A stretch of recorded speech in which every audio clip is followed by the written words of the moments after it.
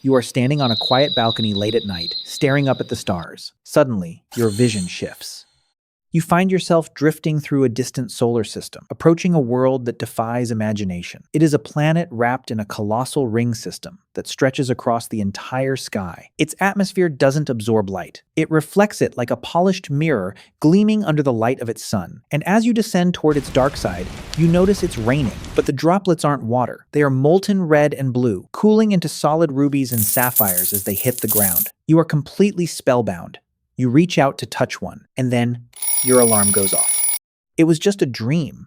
You just lay there in your bed, your heart racing, staring at the ceiling, and you ask yourself, does a place like that actually exist somewhere out there? Statistically, the universe is so unimaginably vast that almost any world we can conceive of might exist. There are an estimated 100 billion planets in our galaxy alone, and up to 100 sextillion planets in the observable universe. But that raises a much more fascinating question. If we were to scan the entire cosmos, what would the rarest possible planet look like? To find out, we need to build this world trait by trait, combining the most extreme and rare planetary phenomena known to science. Starting with the star it orbits. Most planets orbit stable, middle-aged stars like our Sun, but for our rarest planet, we will place it in orbit around a pulsar. A pulsar is the hyperdense, collapsed corpse of a massive star that died in a violent supernova explosion. It spins hundreds of times per second, blasting out beams of deadly, high-energy radiation like a wild cosmic lighthouse. Because the supernova explosion usually destroys or ejects any nearby planets, finding a world orbiting a pulsar is an extreme anomaly. Astronomers estimate that fewer than 0.5% of all known pulsars host planets. Let's use a conservative estimate of 1 in 200. Our planet now has a 0.5% chance of existing. Next, let's define what this planet is made of.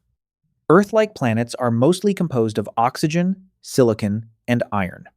But if a planet forms in a protoplanetary disk rich in carbon and poor in oxygen, its geology changes entirely. Under the immense heat and crushing pressure of its own gravity, the carbon inside this world would crystallize.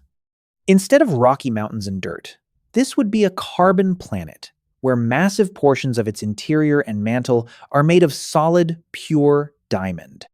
While carbon-rich stars exist, the precise conditions required to form a massive diamond-crusted planet are estimated to occur in roughly 1 in 10,000 rocky worlds. Combining our traits, our planet's chance of existing drops to 1 in 2 million. Now let's give this diamond world an atmosphere. Usually, planetary atmospheres absorb a significant portion of starlight, but our planet orbits incredibly close to its host, pushing atmospheric temperatures to a searing 2,000 degrees Celsius. At this temperature, metals vaporize. High in the sky, these metallic vapors condense into clouds of silicate and titanium, essentially. Metallic glass. These titanium clouds act as a giant mirror, reflecting up to 80% of all incoming light back into space, making it shine with a brilliant artificial brightness. Finding a planet that has retained its atmosphere this close to its star in a region astronomers call the Neptune Desert is incredibly rare. We estimate this occurrence at 1 in 50,000. Our planet's probability of existing is now 1 in 100 billion. Because our planet is so close to its host, it is tidally locked, meaning one side permanently faces the star in scorching heat, while the other side is trapped in perpetual darkness and cold. This extreme temperature difference creates violent, howling winds that sweep across the hemisphere.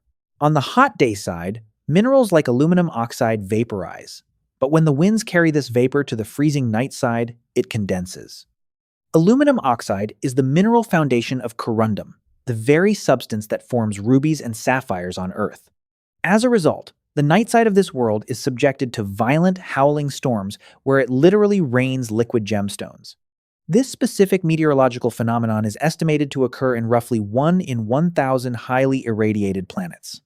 Our cumulative probability now plummets to 1 in 100 trillion. To make this world even more spectacular, we will give it a ring system. But not just any rings, we will give it a system modeled after J1407b, often called the Super Saturn. This planet is orbited by a colossal, highly complex ring network spanning over 120 million kilometers, more than 200 times the size of Saturn's rings. If Saturn had a ring system of this scale, it would dominate our night sky, appearing many times larger than the full moon. Maintaining such a massive ring structure without it collapsing into moons or being stripped away by stellar winds requires a highly delicate gravitational balance. The chance of a planet possessing a ring system of this scale is estimated at 1 in 10,000. Our planet now has a 1 in 1 quintillion chance of existing. Finally, this planet does not exist in isolation. It belongs to a solar system of pristine mathematical harmony. Most planetary systems are chaotic. Gravitational tugs eventually pull planets out of alignment. But our planet is locked in a rare configuration called orbital resonance.